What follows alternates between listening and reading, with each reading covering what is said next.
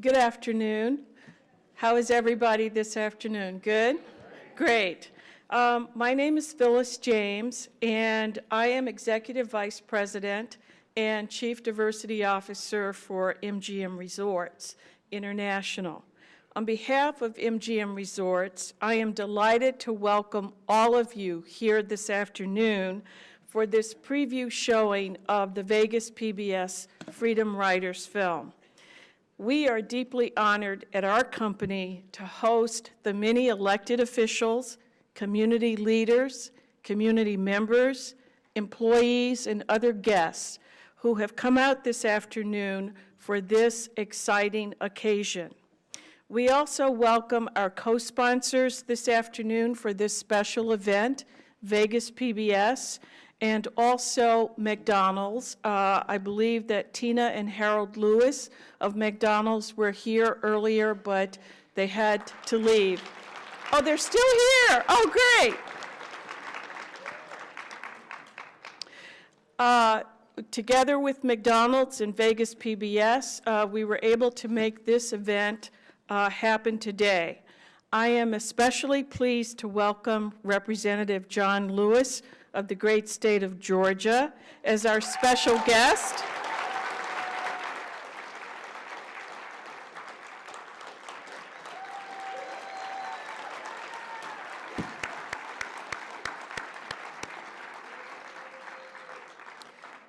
Welcome, Representative Lewis, to the Mirage and to our event today. And of course, I would have to acknowledge the presence of our Congresswoman of the 1st District, Congresswoman Shelley Berkeley.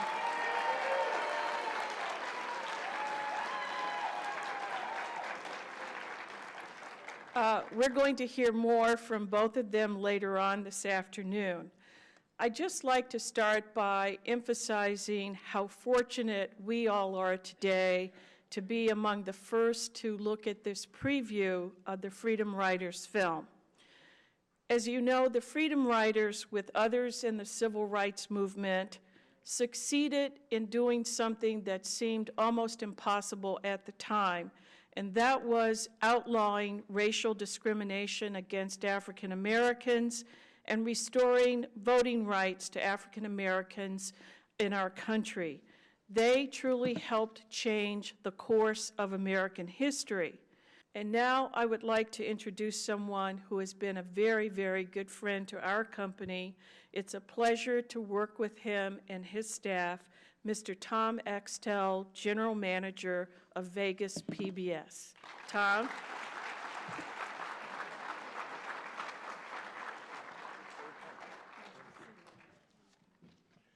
Well, thank you all for being here. We are so excited about this event.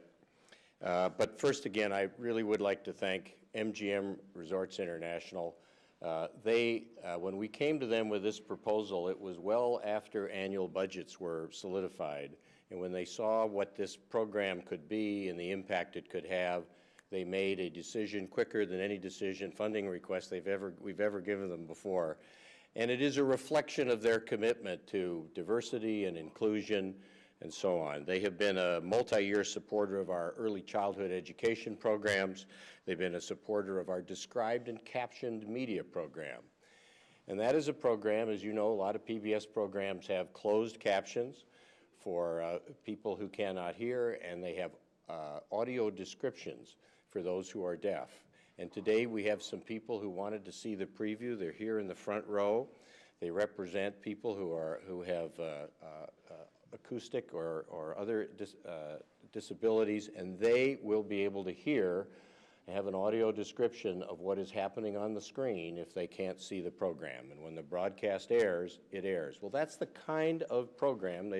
We've had over $100,000 in grants from MGM to support described and captioned services in our public schools, and they made major capital contribution to our building, and we're just deeply appreciative. This is a continuation of your corporate legacy that we appreciate. And for our friends at the McDonald's Association, for over 3 years, the owners and operators have made substantial contribution to Vegas PBS to pay for advertising and program sponsorships for Martin Luther King Day, Black History Month, Hispanic Heritage Month, Asian Pacific Heritage Month, Veterans Day, and a variety of other programs that are inclusive and share the many, many voices of our community. So to both of these great companies, I want to thank them for being here. The producers of the American Experience said, we think the strongest program we have in our schedule this year is the 2-hour documentary called The Freedom Riders. We've tested it. We find that when we show it to high school children, they are motivated to go out and be engaged in their community for a variety of causes. People hear a story they haven't heard, and this will be a powerful program. And we then saw the 15-minute clip you're about to see, and there was not a dry eye in the house. Some of us have lived through this, not quite in the same way that the Freedom Riders did. We were observers. But we recognize the horror that we realized when we saw the American dream was not what we may have thought it was. They then brought on a couple of the Freedom Riders and were interviewed, and they told their story. And we decided that because not everyone will instinctively tune to PBS Monday night at 9 o'clock, that we needed a few events and some corporate sponsors to help us get the word out so that this program would be seen, parents would watch it with their children, talk about their personal experiences. People who had maybe bottled up stories of their past would feel free to share them with their children and grandchildren and begin a conversation about these continuing issues.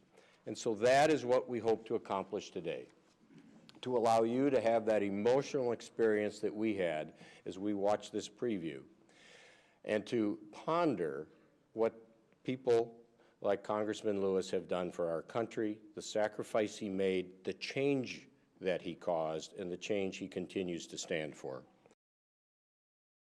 So let me applaud and please welcome Congresswoman Shelley Berkeley. That's very good for the legal. It's all true, thank you. Hello, everybody. It's a tremendous pleasure for me to be here with you. I was in Reno earlier today, but wouldn't have missed this moment in our community's history for anything in the world. So I am glad to be here and very honored to have been asked to make the introductions of our panel members. The first introduction that I'd like to make, and this is unusual because Mitch Fox is usually introducing me, and I hope I do as good a job for him as he usually does for me. As a personal note, and for those of us who have been in Las Vegas for a while, he is a wonderful community citizen. There are very few town hall meetings. There are very few debates, especially towards the end of heated campaigns, that Mitch isn't asked to be the moderator, and there's a reason for that, because he's one of the most well-respected journalists in our community, and Mitch will be moderating again today. So Mitch, please come and take your place. Thank you, Shelley. And Laverne Wallace Kelly was born in Baltimore, Maryland, a city which called itself the Gateway to the South. During the summer of her senior year in high school, and I believe we're probably close to the same age, she joined the Civic Interest Group, one of the main direct action organizations active in Baltimore. She worked at the March on Washington in 1963. She is now working for the Nevada Department of Employment, Training, and Rehabilitation as a program specialist, facilitating the funding for workforce initiatives and practical applications to meet Nevada's workforce needs. And I know from personal experience what a remarkable job she does during a very challenging time in our state's history, trying to find employment for people that not only deserve to be employed, but should be employed as well. And I thank you for that. Please join us. You're welcome. And now it gives me a particular delight to be able to introduce my very dear friend and colleague, Rep. John Lewis. If I should probably say this now because I'm going to read a bit of his bio because it's so spectacular. John and I are really very, very close friends. I absolutely love this man. We have a lot of fun together in our nation's capital. We are together often because we sit on the Ways and Means Committee together. Not only is he who he is as a human being, I can tell you without fear of contradiction that he is one of the most charming and most fun people that I work with on a daily basis. I am very lucky to have him as a friend and a colleague. Often called one of the most courageous persons in the civil rights movement that the civil rights movement ever produced, John Lewis has dedicated his life to protecting human rights, securing civil liberties, and building what he calls the beloved community in America. His dedication to the highest ethical standards and moral principles has won him the admiration of his colleagues on both sides of the aisle in the United States Congress. He has been called the conscience of the United States Congress. He is a genuine American hero and moral leader who commands widespread support in our chamber and great respect among his colleagues. For those of you who may not know this remarkable man's history, as a student at American Baptist College, John organized sit-in demonstrations at segregated lunch counters in Nashville, Tennessee. In 1961, he volunteered to participate in the Freedom Rides, which challenged segregation in an interstate bus terminals across the South. He risked his life on those rides by simply sitting in seats reserved for whites. He was also beaten severely by angry mobs and arrested by police for challenging the injustice of Jim Crow segregation in the South. During the height of the movement, from 63 to 66, he was named chairman of the Student Nonviolent Coordinating Committee, which he helped form.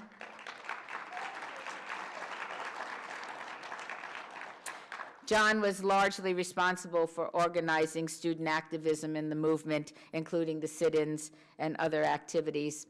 While still a very young man, 23 years old, he became a nationally recognized leader. And by 1963, he was dubbed one of the Big Six leaders of the civil rights movement. At the age of 23, he was an architect of and keynote speaker at the historic March on Washington in August of '63. I am very delighted that this remarkable man is here with us today. He is the recipient of many honorary degrees from many prestigious institutions of higher learning. He is the author of many books, including a biography that is listed on the absolute must-read list of Time magazine. I've read it and I love it. I hope you will do too. You'll read it too. But the awards and the books don't even begin to talk half of what I know about this man. I am proud that he is a friend of mine, a cherished friend, and I introduce my wonderful constituents, John, and ask you to please join us on stage, if you will.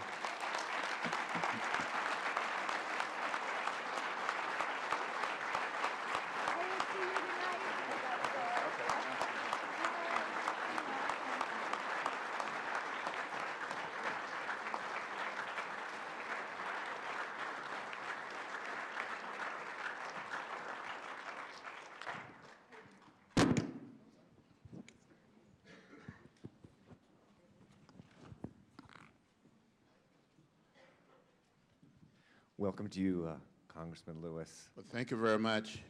I'm delighted to be here. Thank you. I remember when I was first asked if I'd like an opportunity to interview Congressman John Lewis, I said, I'll think about it. Yes. You are a living legend, and we're grateful for this opportunity to spend some time with you so you can flesh out some details of what really took place literally 50 years ago. We're talking about the anniversary, 50th anniversary of how it all began. First question. You were really the first person to get attacked, as I understand it. Describe that incident. What are your memories of that? Well, we had left Washington, D.C. We left on May 4th.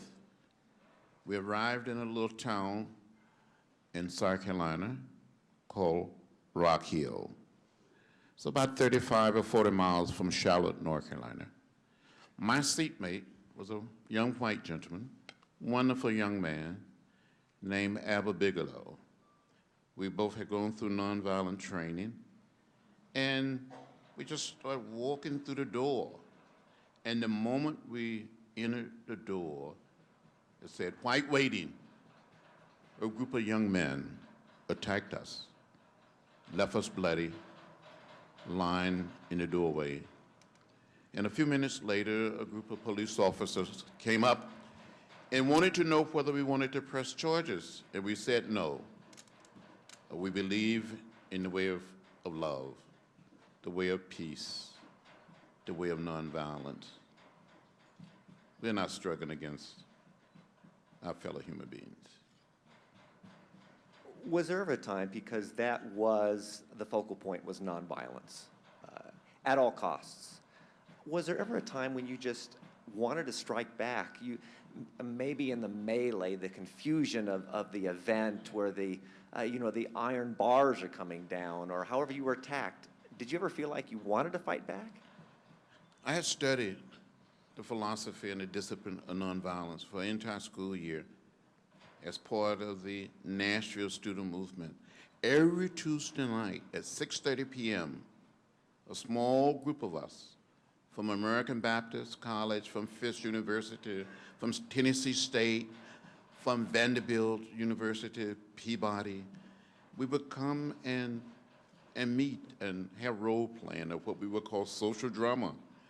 And we became imbued with the philosophy and the discipline of nonviolence. It became one of those principles that you couldn't deviate from. So I saw nonviolence. I grew to accept nonviolence as a way of life, as a way of living. And if you believe in that part of your faith, that in every human being there is a spark of the divine, and you don't have a right to destroy it or to abuse it. And I never, ever thought about striking back or trying to get even with someone. Never, ever.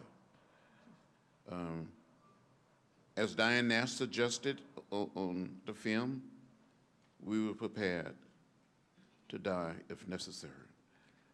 When you started out, as the narrator said, few of you realized what you were getting into. I mean, you realized that you were going to go from city to city, make a difference. You're going to stand up to these horrific laws. So you must have been shocked when the response was totally unexpected.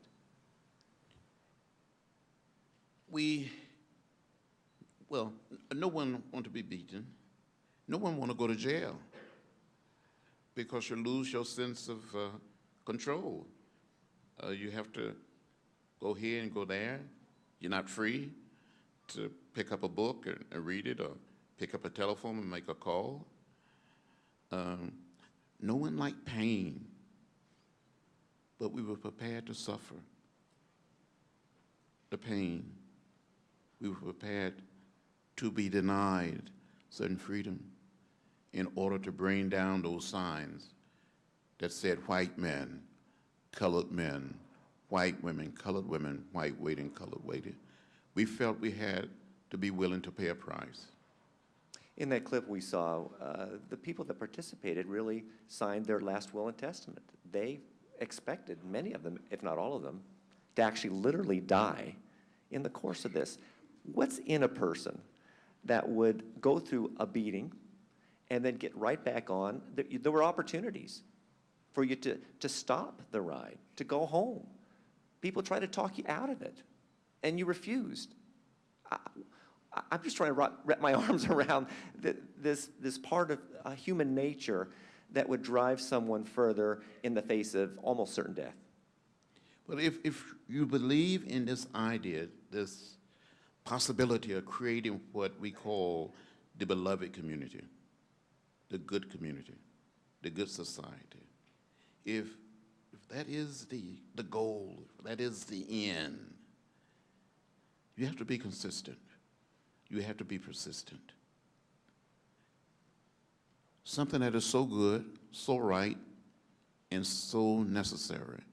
And I think we all have made up our minds that somebody had to take a stand and be willing to pay the price, and we were willing. Ms. Kelly, I'd like to bring you in the conversation because I'll be glad to. during this particular time frame, you were in Baltimore, Maryland, very, very close to Washington, D.C., as everyone knows, and there were activities and events taking place there concurrently and also leading up to the whole freedom rider movement. Explain those. Well, first of all, I got involved in the civil rights movement in I think my senior year in high school, and we were working on voter registration. And at that time, my thought was not around anything in the civil rights movement, but it was getting people to vote for our rights, the things that we needed to do. However, in the course of that time, there was a group called Civic Interest Group that formed in Baltimore, and they started talking about more than just voter rights. We have other rights. We have rights to eat at restaurants. We have rights to do to work where we want. We have rights to go to the shopping center and actually try on clothes and go in stores. And I really didn't understand that those were inalienable rights or things that I didn't have the right to do. And I was very passionate about doing that. But the problem I had was my family didn't support me.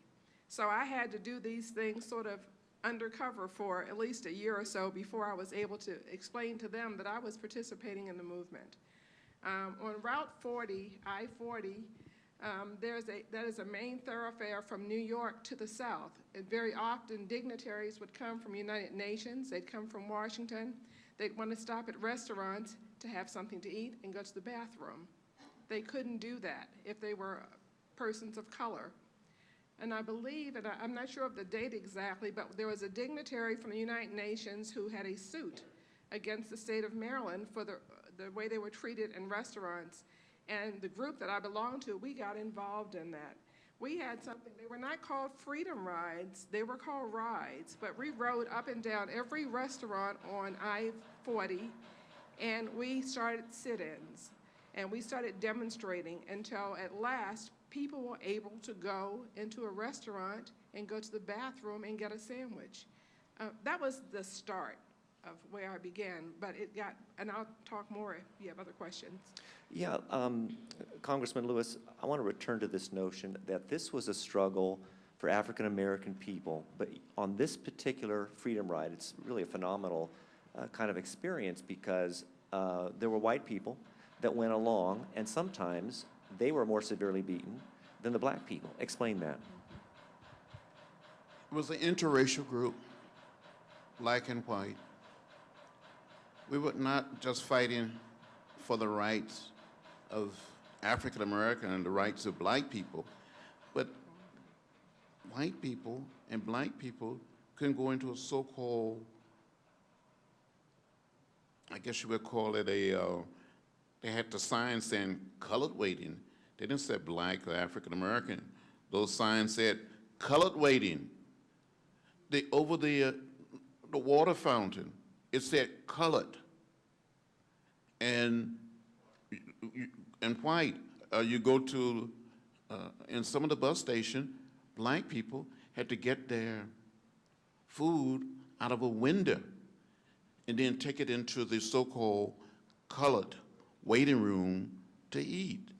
So white people and colored people, or black people, or African American, would go into the so-called colored waiting room, and we would all get arrested or abused together. Or if a group of black and white women tried to use the same restroom facility, you would get arrested. And the same thing with black and white men. So it was not just fighting for the rights of African American, but the rights of all American, because it was an insult to the dignity of us all. In Montgomery, Alabama, when the mob met us during the Freedom Ride, there was a black cab driver waiting to pick up some of the people. But the law in Alabama, in Montgomery, was that blacks and whites could not ride together in the same taxi cab. So there was a group of black women, and the film will tell the story. There was a group of black and white women on a Freedom Ride trying to get away from the mob. They got in the so-called black cab, and the black cab driver said, "I cannot drive the cab." And one of the young black women told the cab driver, "Move over, I will drive the cab." But that was the law. That was the law. So it was against custom, tradition, and bad laws. So, but white people, the young man that we saw in the film, Jim Swerd, was my seatmate from Birmingham to Montgomery. And he said he would probably be treated the worst because he was white. So white Southerners, the segregationists and others that were so organized, they saw white people as betraying them.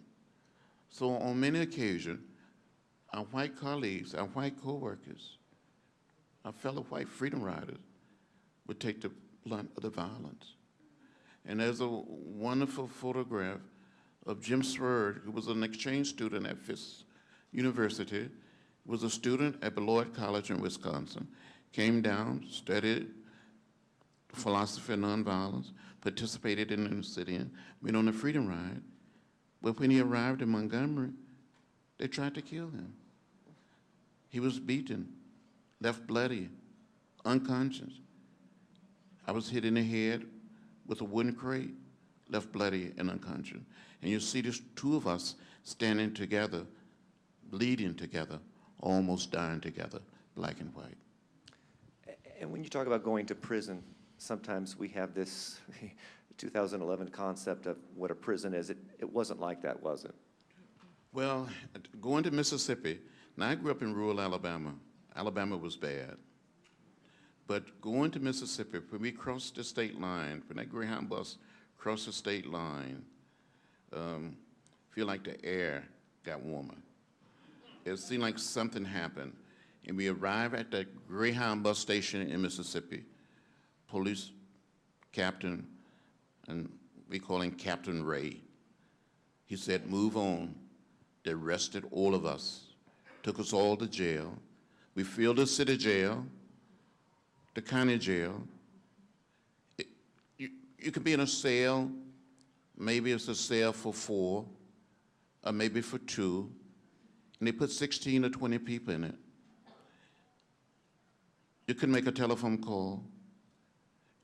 You could not read a newspaper, a book. On one occasion, a man came from the Salvation Army and went down and he gave us little Bibles. That's the only thing we had. You can only take a shower maybe once a week.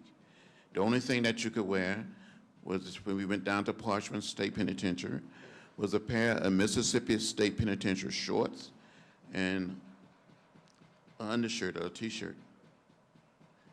Now, we have a question actually that was submitted on Facebook by Carolyn Reed, who says she's a freedom rider. She wants to know what your feelings now are toward Bull Connor, who was the police commissioner at the time that really was behind a lot of these acts of violence and so forth. When you think about some of those people that perpetrated this violence, particularly Bull Connor, what? Well, Bull Connor is no longer here, but I didn't have any ill feeling. I think he was just sick. I think he was just mean. And I think that people, you know, as children, when we come into the world, as little baby, as little children, we don't come hating people. We're not born hating or being mean, but I think it's in your environment. And sometimes there were people like Bull Connor in Birmingham or Sheriff Clark in Selma, Alabama. I think sometimes because of their environment, they went to bed mean, they dreamed mean, they got up mean, and they were just mean. And some of these people was not, They were not just mean to people of color, they were just mean to everybody.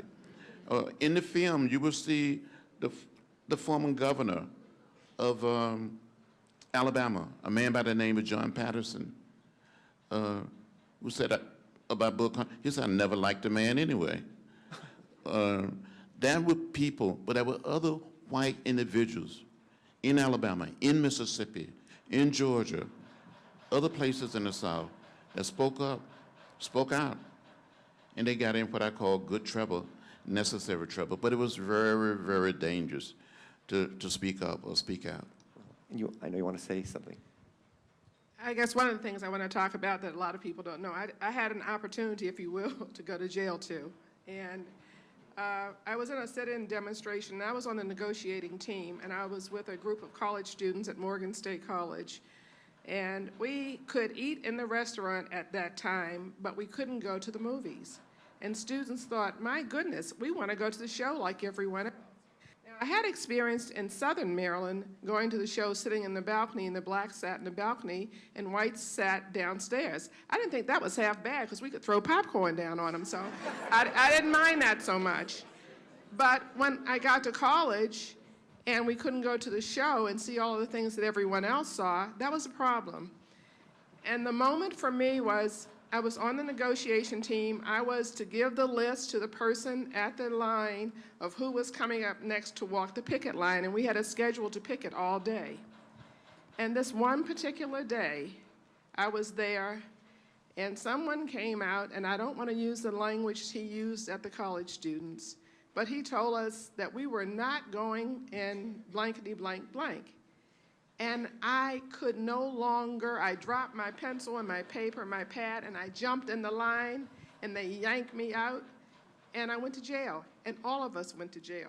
There were 300 students who went to jail at Northwood in Baltimore, Maryland. We filled every jail with Goucher students, Morgan State College, Howard University. Every college within the tri-state area came to Maryland, and we filled all the jails. Now, the first group got out on their own recognizance. I was not that lucky.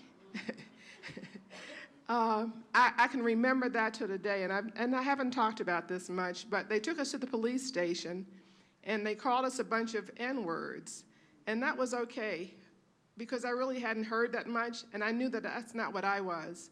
But we stayed there overnight, and my stepmom, who was a state senator in Maryland, came in, and they saw that we got McDonald's food was sent to us, so we had food that night. But somehow, overnight, from going to a precinct station, 300 of us were taken to jail, real jail, where your clothes were taken, your possessions were taken, your dignity was taken. You were given I had a dress that was 2 sizes too big for me with safety pins to hold it together, to hold it on me. They threw us in a shower with a bar of brown soap, and we were washed from head to toe with the water, and we were thrown into this jail. And all the women, of course I was in the women's prison, and they were hollering at us all sorts of obscenities. Oh, we got some college girls, what we're going to do. I was scared to death. I had no idea what that meant or whether I was doing the right thing at that time. I really did question myself for a moment. But with the dignity and all the other things that I was told to have in that kind of a situation, I stayed there. I was there 4 days. I believe 4 or 5 days. We finally got a governor's pardon after about the 5th day. But I guess what bothered me the most is I remember my mother coming to see me in the jail. And she had sunglasses on, and tears were running down her face as she looked at me, her daughter, the one she had prepared for a different life, in jail. And she says to me, "You're hurting your family. You shouldn't do this. You got to stop this." And I really didn't want to hurt my mom, but I want to let you know that the freedom that I felt for my people at that time was far more important, even if at that one time was just a theater.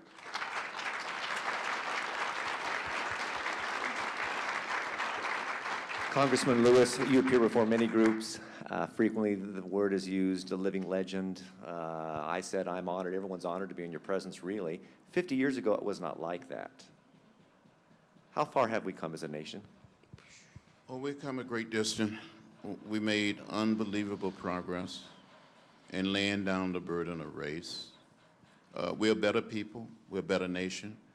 And sometimes I hear people saying, especially before the election of President Barack Obama, that nothing has changed.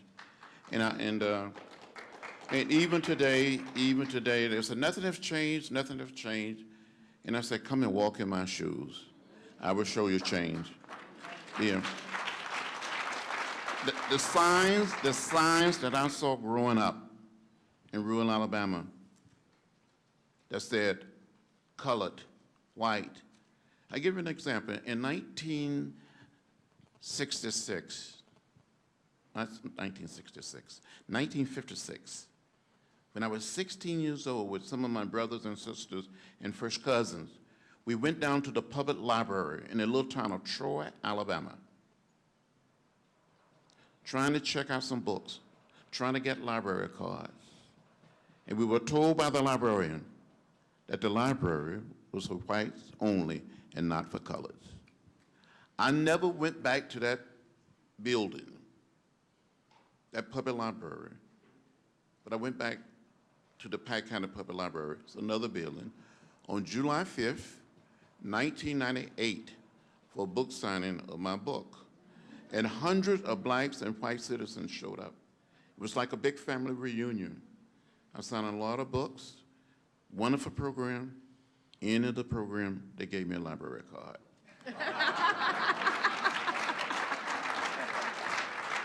So it's a different world.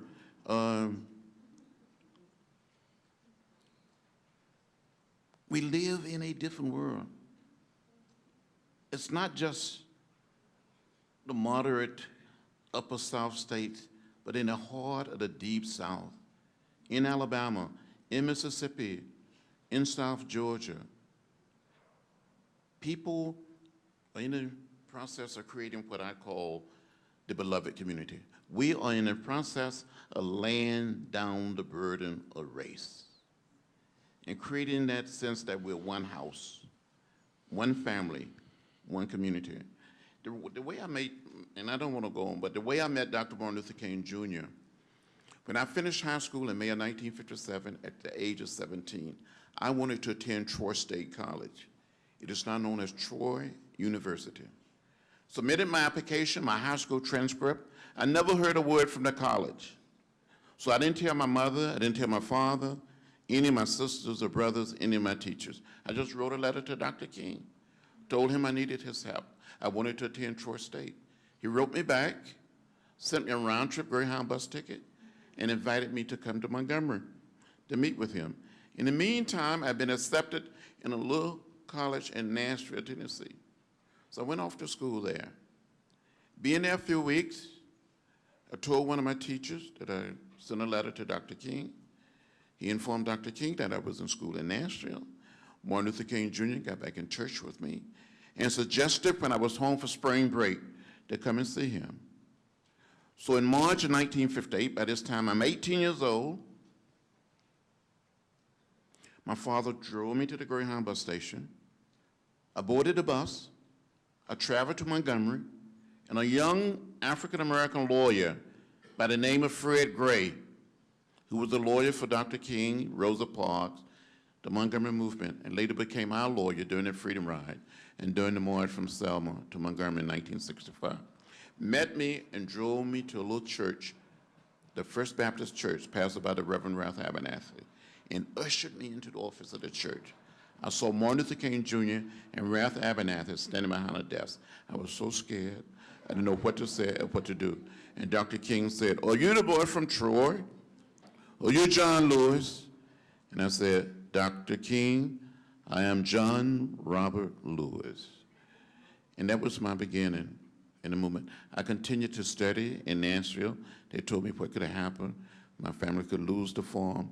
Our home could be burned or bombed. So years later, after I got elected to Congress They had John Lewis Day in the little community where I attended high school. And Troy State College, later becoming Troy University, band led the parade through the town.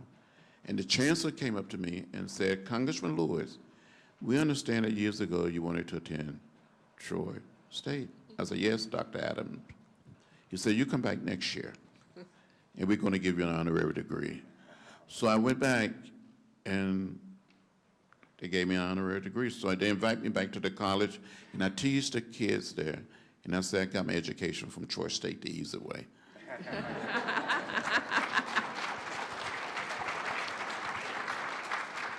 To both of you, we've almost run out of time. Congressman Lewis, I know you have another obligation. I'm supposed to let you go. I don't want to let you go, but I have to let you go. So I have one last question, and that's about this documentary. You know, there's a whole generation that really is unaware of what took place there. How important is it to release this documentary on public television now and for people to see it? How important is it? It is a must.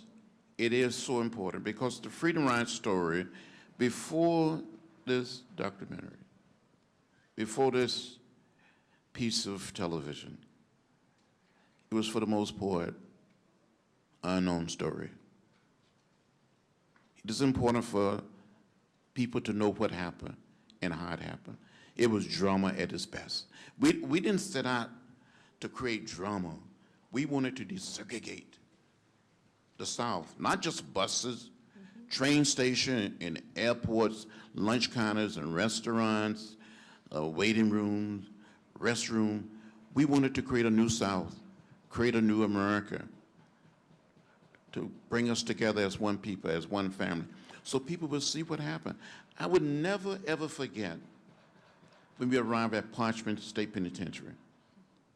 When we filled the city jail in Jackson, the county jail, they transferred us down to Parchment, blacks and whites. Now, we got arrested together, black men, white women, black women, but the jails are segregated. So we lost contact with our friends. You get there, and they take us to the maximum security unit of the prison. And they said, we have, I won't use the language they use, but they said, we have GDN people here, if you understand what I'm saying. You get the message? Yeah. So they're here, they would beat you, they would eat you. And they lead us through a hallway. And the men, the guards, have their rifles drawn. They ordered us to take off all of our clothing.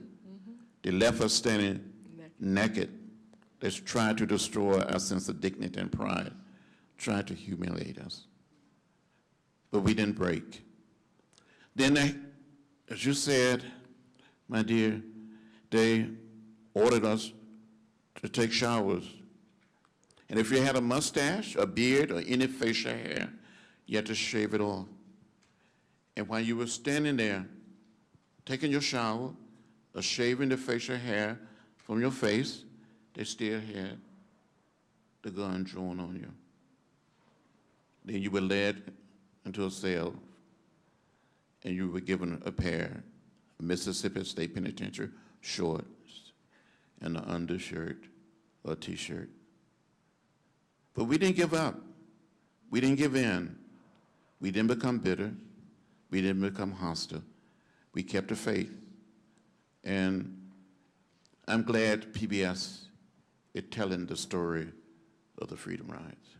That is a great way to conclude the program. Congressman Lewis, real short. One of the things that I just wanted to say, and there's lots that I was involved in that I didn't talk about, but one of the things that I've carried my entire life, and it's been about 40 some odd years, I'd like to say, is that I've carried this because this is a symbol for me that I shall not forget. And I hope if you ever see that, you won't forget either.